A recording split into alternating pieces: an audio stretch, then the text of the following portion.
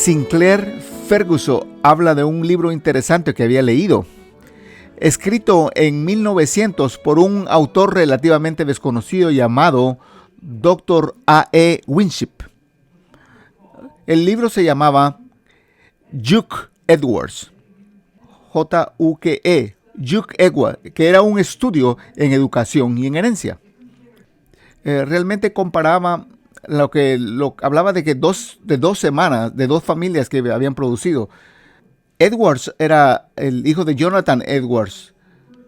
Ese nombre fue dado para salvaguardar la identidad del culpable. Dice, el nombre de esta familia tenía una familia de 310 pobres profesionales, 300 niños que murieron en la infancia debido a la falta de atención, 50 mujeres que fueron descritas como notorias de una vida moral floja, 400 hombres que destrozaron sus cuerpos por abuso, 7 asesinos, 60 ladrones habituales, 130 criminales conmigo, y eso solo fue el comienzo.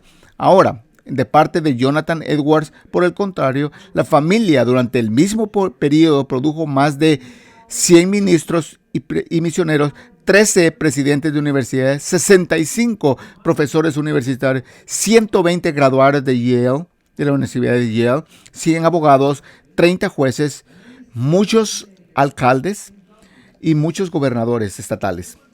Pero no todo fue solo realmente brillante en esta familia. El vicepresidente de los Estados Unidos, que su nombre era Aaron Burr, él fue el que mató a Alexander Hamilton en un duelo en 1804. Ambos eran rivales políticos. Y eso es lo que comenzó, y fue el comienzo de la familia Edwards. También había otra familia, había un abuelo que era un asesino con hacha. El mensaje general que el autor quería mostrar es que las acciones de uno tenían consecuencias duraderas. La acción de uno solo se afecta a sí mismo, sino que afecta a los de sus familias. Esas consecuencias van mucho más allá de la persona que cometió esos actos en muchas generaciones en el futuro. Lo que usted es como padre o esposo afecta a otros en su familia y puede tener resultados duraderos. A medida que se desarrolla nuestro pasaje, vemos la línea familiar de Jacob y cómo los eventos de su vida afectan a sus hijos y cómo las acciones de sus hijos afectaron las vidas de aquellos que vienen después de ellos. Una familia puede tener características familiares. La forma en que uno vive su vida tiene distintas ramificaciones para aquellos que viven después de ti. O para decirlo de otra manera, nuestro pecado tiene sus consecuencias en los demás. Por favor, si usted tiene su Biblia, por favor, ábrala en Génesis 49. Por favor, si no tienen su Biblia, hay una Biblia enfrente de ustedes. Por favor, yo quiero que ustedes vean conmigo estos versos. En verso 49 es uno de esos capítulos en los que se ve como capítulo de sobrevuelo. Aquí tenemos una lista de nombres. Vamos a tener una lista de nombres en este capítulo. Así que usualmente cuando nosotros hacemos un sobrevuelo, realmente olvidamos esas cosas de horas. Muchas veces uno puede tener la tendencia de sobrevolar este capítulo y pasar lo mejor de esto. Cuando venimos a Éxodo 49, realmente solo porque es una lista de nombres, ¿será que realmente debemos solo pasar eso? ¿O realmente podemos pasar este capítulo y tratar de ver qué es lo que podemos ver? Cuando vemos en el capítulo 49 y lo leamos completamente, ustedes se van a dar cuenta porque yo tengo un dilema. En el medio de esta historia de José, como hemos estado diciendo desde el comienzo de su historia, que la historia de la vida de José realmente no es una historia acerca de José.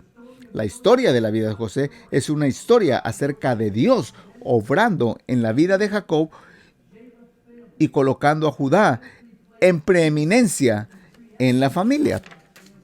La historia acerca de José es una historia que le dice al pueblo hebreo que Dios siempre está providencialmente obrando en las vidas de su pueblo para llevar a cabo sus planes redentores al siguiente paso. En la vida de José, Dios quiere traer ayuda quiere traer a Judá en la preeminencia, y lo veremos claramente en este capítulo. Es a través de Dios que está usando los pecados de sus hermanos, enviando a José a la esclavitud, viniendo a un lugar de poder bajo Faraón, almacenando comida para los 7 años de hambruna severa y trayendo a toda su familia a Egipto, para que no murieran de hambre y la línea para la simiente prometida continuara. La historia de José es una historia de la obra providencial de Dios en la vida de su pueblo. En el capítulo 49, Jacob está a punto de morir. Jacob está a punto de morir en el capítulo 40. Tenemos aquí los últimos momentos de Jacob, de su vida, que nos han sido contados. Ha estado en su lecho de muerte desde el comienzo del capítulo 48. Y durante este tiempo realmente ha estado toda su fuerza física, lo está poniendo en sus hijos. El capítulo 49 son las últimas palabras que el patriarca Jacobo hablará a sus hijos. Para empezar a entender qué es lo que vamos a pasar en el capítulo 49, necesitas conocer ciertas cosas antes de empezar a este capítulo. Primero, tienes que encontrar la bendición del nacido.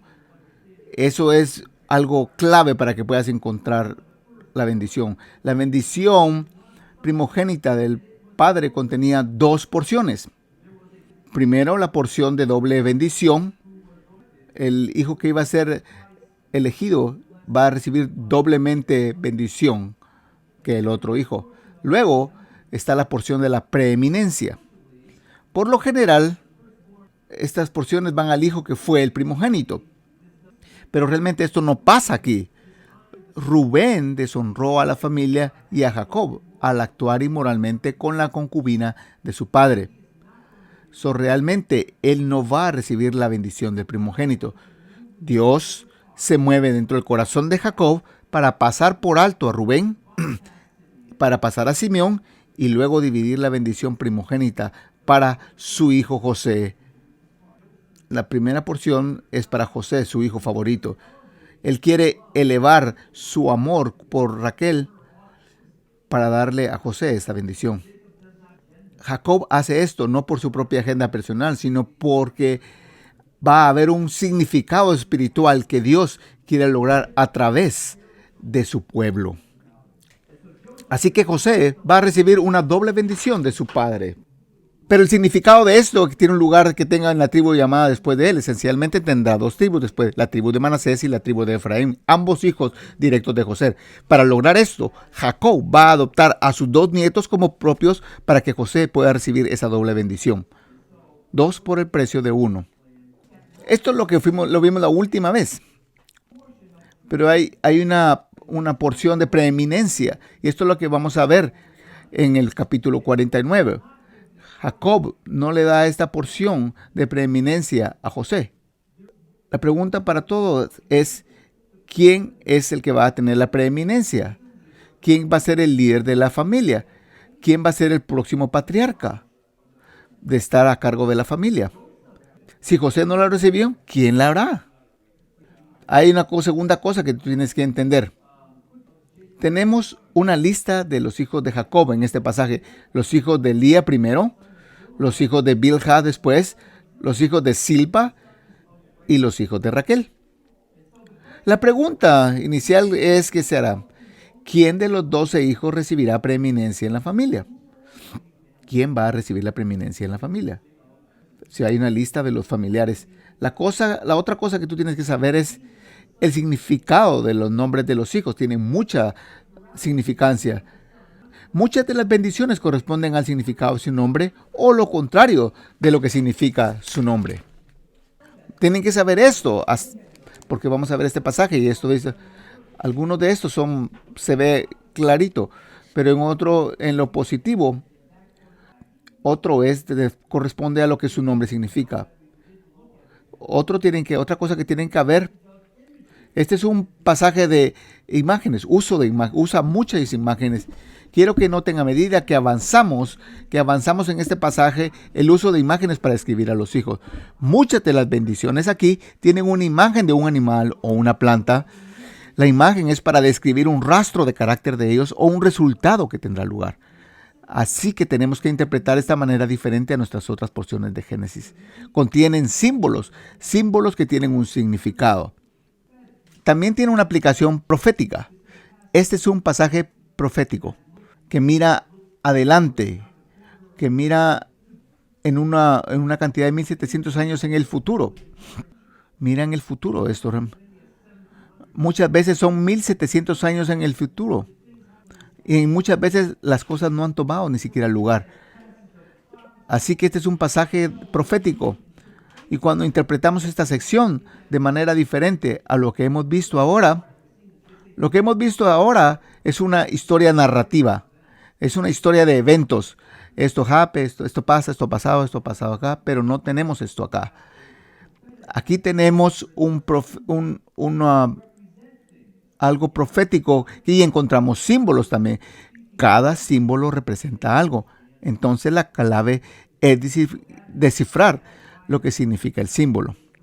¿Cómo sabemos que este es un pasaje profético? Bueno, si puedes saber, una de las razones por la que es profético es por el uso de los dos nombres de Jacob que se utiliza. Están tratando con las promesas que Dios les hizo a Abraham. Se trata del pacto. Él no dice mis hijos. Él dice realmente aquí, escuchen a Israel, su padre. Habla de Jacob con el nombre que nació, el engañador, y luego el nombre que Dios le da a él, que es representativo del pueblo de Israel. Y la descendencia va a ser llamado así como él, Israel. Así que aquí Dios está cumpliendo su pacto. Vemos aquí cómo él utiliza estos dos nombres, Jacob e Israel. Y lo utiliza.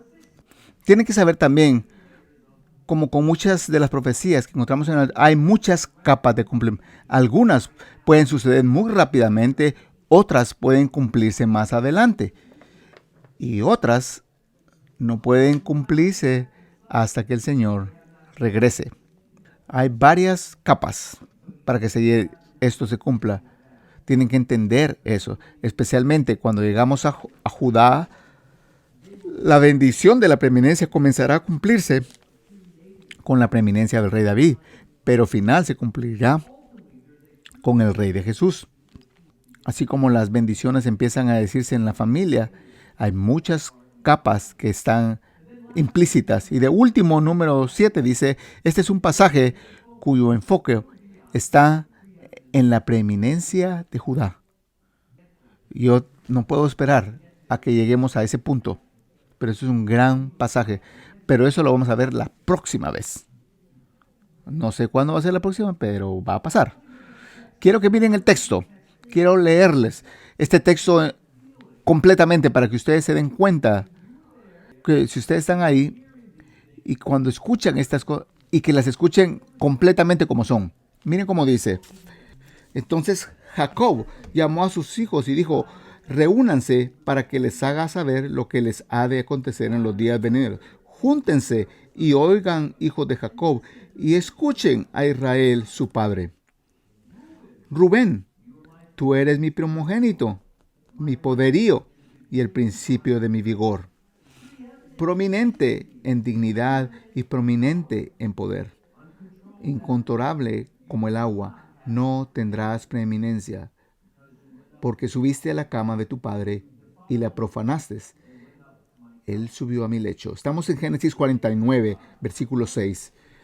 Simeón y Leví son hermanas, sus armas instrumentos de violencia. En su consejo no entró mi alma, a su asamblea no sea una mi gloria, porque en su ira mataron hombres y en su terquedad mutilaron bueyes. Maldita su ira, porque es feroz, y su furor, porque es cruel. Los dividiré en Jacob y los dispersaré en Israel. Verso 8. A ti, Judá, te alabarán tus hermanos. Tu mano estará en el cuello de tus enemigos. Se inclinará a ti los hijos de tu padre. cachorro de león es Judá, de la presa, hijo mío, ha subido. Se agazapa, se echa como león, o como leona. ¿Quién lo despertará? Verso 10. El cetro no se apartará de Judá, ni la vara de gobernante de entre sus pies, hasta que venga Silo, y a él sea dada la obediencia de los pueblos. Él ata a la vid su pollino, y a la mejor cepa el hijo de su asna. Él lava en vino sus vestiduras, y en la sangre de sus uvas su manto. Sus ojos están apagados por el vino, y sus dientes blancos por la leche. Zabulón habitará a la orilla del mar, y él será puerto para naves, y su límite será hasta Sidón. Verso 14, Génesis 49. Isacar es un asno fuerte, echado entre los establos, al ver que el lugar de reposo era bueno y que la tierra era agradable. Inclinó su hombro para cargar y llegó a ser esclavo en trabajos forzados. Dan juzgará a su pueblo como una de las tribus de Israel.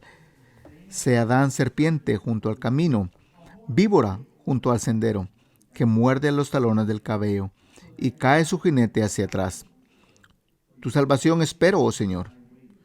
A Gad, salteadores lo asaltarán, mas él asaltará su retaguardia. En cuanto a Aser, su alimento será sustancioso, y él dará manjares de rey. Neftalí es una sierva en libertad, que pronuncia palabras hermosas. Rama fecunda es José. Rama fecunda junto a un manantial. Sus vástagos se extienden sobre el muro. Los arqueros lo atacaron con furor, lo asatearon y lo hostigaron. Pero su arco permaneció firme y sus brazos fueron ágiles. Por las manos del poderoso de Jacob, de allí es el pastor, la roca de Israel. Verso 25. Pero el Dios de tu Padre que te ayuda, y por el poderoso que te bendice, con bendiciones de los cielos de arriba, bendiciones del abismo que está abajo, bendiciones de los pechos del seno materno.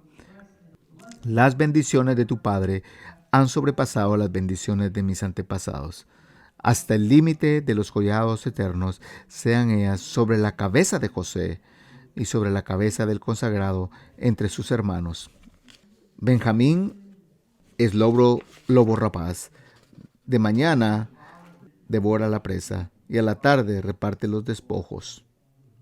Estos son las 12 tribus de Israel. Esto es lo que su padre les dijo a ellos cuando los bendijo. A cada uno los bendijo con una bendición de esperanza. Ahora ustedes pueden empezar a entender cuál es mi dilema aquí. ¿Puedo irme al 50 o podemos ver qué es lo que vamos a hacer en el 49? Pero he decidido que cada vez que proclame la palabra, ustedes tienen que entender lo que hemos leído en los versos 49. Y eso es lo que hoy quiero hacer. Por favor, continúen orando por mí mientras yo estoy desarrollando este tema. Hay dos cosas que quiero decir aquí antes de empezar a desarrollar este tema que está pasando. Primero, a la mirada de esto puedes decirte a ti mismo, después de lo que escuchamos, realmente eso no parece como una bendición, sino más parece una maldición. Algunas de estas bendiciones son un poco oscuras, y sí lo son. Sí lo son. Pero tienes que recordar de que hay un aspecto profético acerca de la descripción que se le dice al hijo. Y mira, más allá de ello, debido a sus acciones, tiene un efecto continuo para aquellos que vienen después de ellos. Así que Jacob va a hablar aquí como un profeta, y Dios les va a decir a la nación cómo será cada tribu en el futuro. ¿Por qué es esto una bendición? Ustedes pueden preguntarse. Estas son declaraciones, son una bendición, porque aunque las vidas de los hijos de Jacob le han traído vergüenza, él nunca repudia por ser sus hijos o a sus hijos. Esto es algo que ustedes tienen que saber. Esto es una imagen de las bendiciones incondicionales de Dios que se les da no importa las acciones que han tenido. A pesar de que a lo largo de la historia de Israel es rebelde e incrédulo, él nunca lo reniega. Realmente no es que ellos te tengan que ganar esta bendición, sino que es algo que Dios quiere hacer con ellos, no importando la condición o el comportamiento de ellos. Y Dios nunca realmente... Ustedes se dan cuenta de que Israel siempre fueron rebeldes, pero Él nunca los deshonró a ellos como sus hijos. Pero así como venimos al capítulo 49, este es en realidad un sermón de 12 puntos, porque hay 12 hijos. Obviamente no vamos a ver los 12 puntos, vamos a ver qué tan lejos podemos llegar el día de hoy. Pero vamos a ver lo que pasa con Judá. Realmente ese es el aspecto más poderoso e importante, la preeminencia, porque el resultado de eso, de Judá, pero eso lo vamos a ver la próxima vez. Pero vamos a empezar a verlo. Vamos a ver esta mañana, empezando con los hijos de Lía. Vamos a ver primero a los hijos de Lía. Rubén. Eso lo vemos en el verso 3 y 4. Y vamos a ver que Rubén es el hijo que avergüenza. El verso 3 realmente habla de esta forma. Será él el primogénito. Rubén. Jacob dice, tú eres mi primero. Tú eres el primogénito. Tienen que ver algo acerca del primero. Todos son especiales. Todos tienen alguna parte especial. Pero siempre hay algo especial acerca del primero. Porque aquí pueden darte ustedes cuál es la... Siempre hay algo precioso con el primogénito.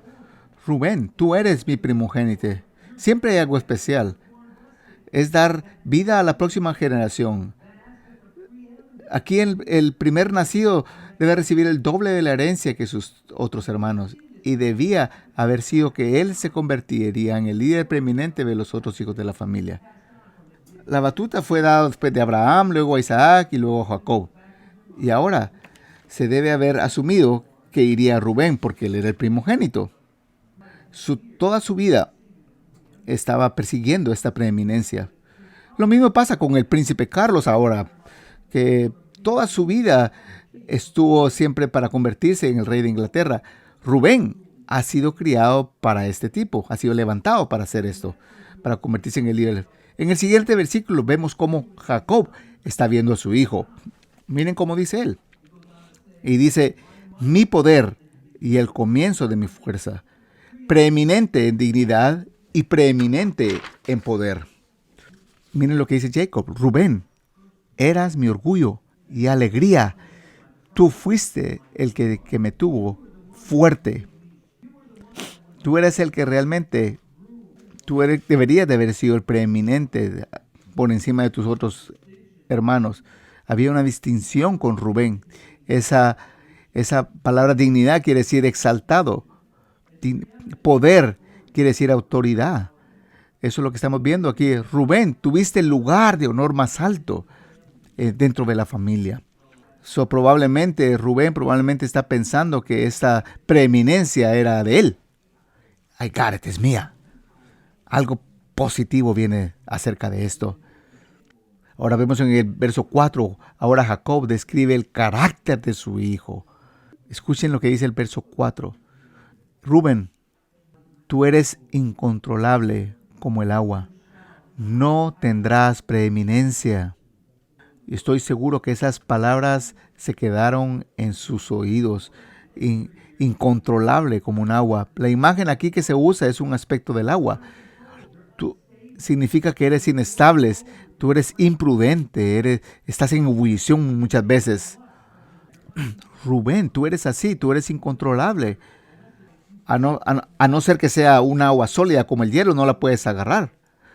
No puedes agarrar el agua, es un líquido, simplemente se acabará en las manos. No puedes agarrarla, simplemente desaparece. Rubén, eres como el agua, eres incontrolable. Tus deseos simplemente se desbordan. Luego, en la próxima parte dice, ¿por qué ha perdido la preeminencia? ¿Por qué Rubén no va a tener la preeminencia? El próximo versículo nos dice ahí, porque subiste a la cama de tu padre, luego lo profanaste, se acercó a mi sofá. Él está viendo ahora atrás, refiriéndose a Génesis 35, 22. Está diciéndole, tus acciones han tenido consecuencias. Y pueden tener unas realmente severas consecuencias. Tu pecado tiene consecuencias severas. En Génesis 35, 22, nos damos cuenta de cómo Rubén quiere agarrar el lugar de él. Trató de usurpar el lugar de su padre, durmiendo con la concubina de su padre, Bilha, la madre de algunos de sus hermanos. Algo altamente vergonzoso. El pecado tiene consecuencias, tienen que saber.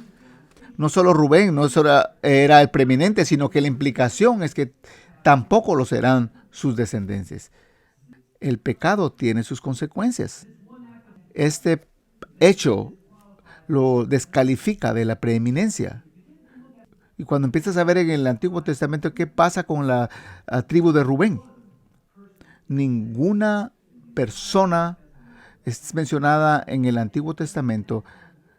Ninguno de ellos está mencionado como preeminencia en la nación de Israel. No hay profetas, no hay jueces, no hay reyes que salga de la tribu de Rubén. Ninguno de la tribu de Rubén sube a un lugar de preeminencia por este acto, ni siquiera una persona de toda la familia. Hay muchas veces que nuestros pecados van a tener efectos, pero van a tener efectos en los que están alrededor de nosotros. Dios nos puede perdonar de nuestros pecados. Los resultados de nuestras acciones permanecen. Y eso realmente, las decisiones que tomo en desobedecer a Dios, deberían determinar mis acciones, van a afectar a los que están alrededor mío, porque sus consecuencias pueden ser devastadoras de tal manera que pueden ser más y más de lo que nosotros podemos pensar. Lo mismo pasa con Moisés. Cuando Dios le dijo a Moisés, háblale a la roca, en lugar de obedecerle a Dios, él le pega a la roca con su vara. Él desobedeció a Dios. Así que Dios ahora, la consecuencia es no lo deja entrar a la tierra prometida. Haber sido devastador para él esa pequeña desobediencia viniendo de un líder enfrente de la gente. ¿Qué tan santo es Dios? Él quiere nuestra completa sumisión hacia Él. Dios tiene mucha misericordia y viene y todavía lo lleva a la punta de la montaña y le dice, ahí está la tierra prometida. Y ese pequeño pecado no lo permitió ir a la tierra prometida. Aunque Él nos perdona por nuestros pecados, hay consecuencias que van a tener. Lo vemos también eso en la vida de Rubén. Él no va a tener la bendición de la primogenitura. Los hijos segundo y tercero de Elías son Simeón y Levi. Pero vemos en verso 5, dice, Simeón y Levi son tus hermanos. Los llamo los hermanos violentos. Ahora que Rubén no tuvo la preeminencia, ahora como soy el siguiente en la línea, puedo tener yo la preeminencia. Podría ser Simeón o Leví. Pueden tener la oportunidad. Pero si te das cuenta, no hay ningún pronombre utilizado aquí. Luego va a la descripción de su carácter como ellos. Dice, sus espadas son instrumentos mortales de guerra. Realmente es una espada de guerra. La espada es un instrumento mortal en la guerra. No, realmente él no los estaba dando una palmadita en la espada diciéndole, ustedes son... Pero le está diciendo, ustedes son extremadamente violentos. Realmente él estaba viendo lo que había pasado en Génesis 34. Donde tanto Simeón como el levita buscaron venganza contra Siquén, quien forzó a su hermana Dina. Siquén aparentemente quiere hacer lo correcto y legitimar la relación. El padre de Siquén fue a Jacob y a los otros hermanos y negoció el matrimonio para que se casaran. Simeón y el levita dirigen la conversación para que todos los varones de la familia de Siquén sean circuncidados para que el matrimonio tenga lugar. Entonces ellos dijeron, sí, vamos a hacer eso. Luego se corre la voz de que la familia de Jacob es honorable en esta tierra. Pero ustedes saben la historia. Tres días después, Simeón y Levita se encargan de una violenta masacre. Entran y matan a todos los hombres mientras estaban en un estado debilitado, por lo que le habían hecho a su hermana Dina. Ellos no fueron honorables realmente, ellos fueron violentos. Ellos mataron a todos y trajo deshonra a Jacob y a su familia. Avergonzó a Jacob por romper su palabra que había sido entregada. Pero también trajo desgracia sobre él como líder y toda la familia, porque él era el líder de la familia. Simeón, ahora Dios los hará responsable de este acto de violencia extrema. No solamente eran violentas, pero eran crueles. Miren el verso 6. Que mi alma, o sea, el alma de Jacob, no entre en su consejo, no sea mi gloria a su asamblea. Jacob dice, no quiero tener nada que ver contigo cuando te reúnas para hablar sobre su plan. Yo no quiero saber nada con lo que ustedes están haciendo. Miren lo que dice la próxima parte del verbo. Porque en su ira, o sea, la palabra ira puede ser traducida como rabia, mataron a los hombres, estaban llenos de rabia. No solo en eso, sino que mutilaron realmente a los bueyes. Realmente fue cruel para los animales inclusive. Ahora vemos lo que dice, la maldición que está en el verso 7. Maldita sea su ira, porque es feroz. El pecado va a tener sus consecuencias. ¿Cuál va a ser su consecuencia? Él dice, yo los dispersaré en Jacob y luego los voy a separar en Israel también. Esta maldición está viendo a futuras generaciones y va a afectar a sus descendientes. 400 años después, cuando Josué conduce a la gente a la tierra prometida, las naciones se dividen en 12 áreas, o sea, en 12 tribus. Y si se dan cuenta, en Josué 19 dice, la tribu de Leví y de Simeón no tienen ninguna tierra. Simeón en realidad se convierte en la tribu más pequeña y seco. Ahora vemos lo que pasa con Simeón. Simeón no tiene una tierra. Ellos dos reciben su propia tierra. Ellos empiezan a entender las consecuencias del pecado y cómo Dios lo ve. Así como en el Antiguo Testamento hay una bendición que no está mencionada aquí, especialmente para Leví. Ellos se convierten en los sacerdotes de Israel. Ellos son los que van a llevar es por medio de la tribu de Leví que van a llevarlos como levitas, como lo sabemos, las personas que van al pueblo. Aarón, Ezra era un levita. Juan el Bautista era un levita. Así que la promesa va a ir a alguien más. Podemos ver el siguiente hijo en la lista en Génesis 49, es Judá. Judá va a tener va a ser en la próxima vez. Pero vamos a regresar a esto la próxima vez. El próximo hijo es Zabulón. Él va a ser el hijo designado. Esta es una profecía sobre donde va a venir la tribu de Zabulón. Así como esto, él es el único de una específica profecía y la tierra que él va a ocupar. Y esa área específica va a ser algo importante. Esto va a ser después en casi 500 años, a partir de ahora, la nación entrará en la tierra prometida.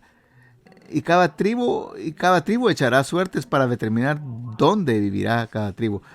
Así que inclusive Dios es soberano acerca de eso. La profecía está aquí, a dónde van a ir y dónde va a vivir cada quien. Vamos a ver cómo Dios es en control de la historia, no solo de su vida, de sus descendientes, pero de tu vida también. Si Él puede hacer las cosas difíciles a ti, Él está en control de todas las cosas que pasan en nuestra propia vida. Quiero que por favor vean en Hechos 17:26, solo para que vean algo. Hechos 17:26, por favor. Vemos aquí a Pablo. Vemos aquí cómo Dios está en control de todo. 17:26. Habla de Dios. 26. De uno solo, Dios hizo todas las naciones del mundo para que habitaran sobre toda la superficie de la tierra, habiendo determinado sus tiempos y las fronteras de los lugares donde viven. Habiendo determinado sus tiempos y las fronteras de los lugares donde viven. Pablo está diciéndonos acá que realmente Dios está tomando cuidado de cada pequeño detalle de lo que pasa alrededor de la historia y de la redención. Lo que pasa en Ucrania, Dios inclusive sabía dónde iba a tomar lugar esto, en qué tiempo iba a tomar esto, inclusive Ucrania. Él sabía que era lo que iba a pasar. Nada está fuera de su voluntad. Él sabe lo que pasa en el mundo, porque Él es el que lo ordenó.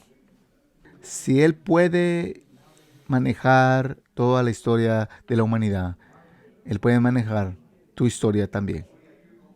Y eso va a ser como un pedacito de pastel para Él, manejar nuestra propia vida.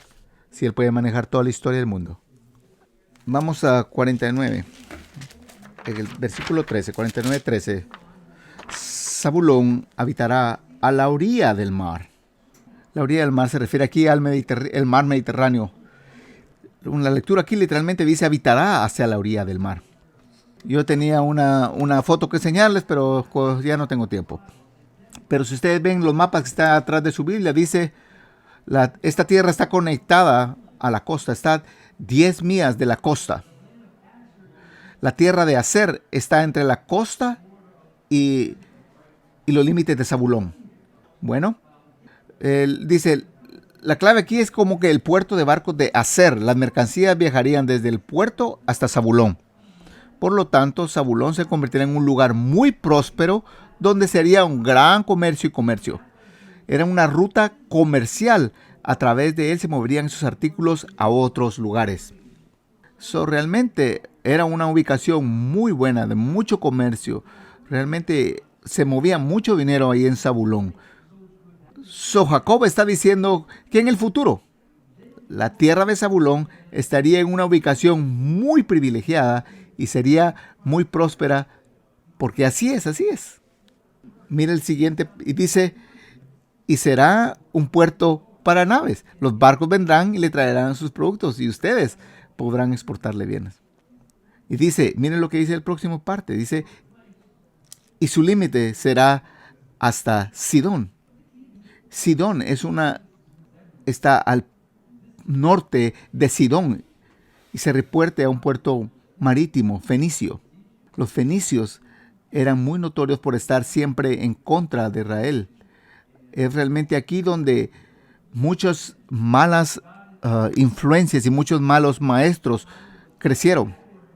Realmente, imagínense, Jezabel vino de esta ciudad de los fenicios.